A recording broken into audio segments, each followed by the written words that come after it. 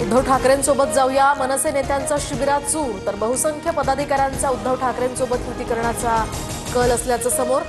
आज अमित ठाकरे आणि नांदगावकर करणार मार्गदर्शन। तुमच्यासारखं आणि तुमच्या मनासारखं करू, पण थोडं थांबा, इगतपुरीच्या शिबिरात राज ठाकरेंकडून मनसैनिकांना सबुरीचा सल्ला दिला। मनसेसोबतच्या युतीसाठी उद्धव ठाकरे प्रचंड आशावादी, तर आता राज ठाकरे हे सुद्धा आपल्यासोबत। संजय राऊतांनी घेतलेल्या रोखठोक मुलाखतीमध्ये उद्धव ठाकरेंचं भाष्य।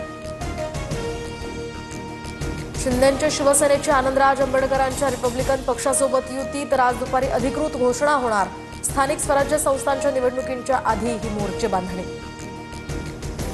भाजपच्या मॅरेथॉन बैठकांचा सिलसिला, फडणवीसांकडून वर्षा या निवासस्थानी पश्चिम महाराष्ट्रातील आमदारांची आढावा बैठक।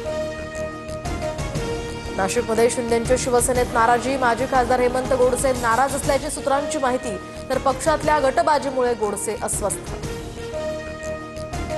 मंत्री नितेश राणेंच्या खात्याची जाहिरात सामनाच्या फ्रंट पेजवर। अधिवेशनात राणे आणि ठाकरेंमध्ये राजकीय सामना सुरू असतानाच वर्तमानपत्रातील जाहिरातीमुळे आता चर्चा।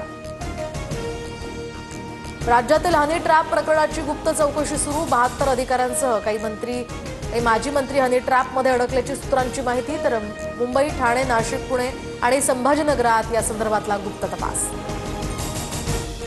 आमदार संग्राम जगताप यांच्या वरद हस्तानं 350 ते 400 कोटींचा महाघोटाळा, संजय राऊतांकडून आरोप करत मुख्यमंत्र्यांना पत्र।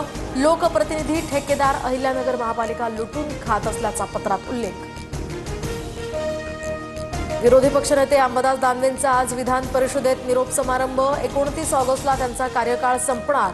विधान परिषदेच्या विरोधी पक्षनेतेपदासाठी सतेज पाटलांचं नाव आघाडीवर। बैलगाडी शर्यतीला आक्षेप घेणारी जनहित याचिका हायकोर्टानं फेटाळली, तर बैलगाडी शर्यतींच्या आधी प्राण्यांवर अत्याचार केले जातात असा याचिकेत उल्लेख।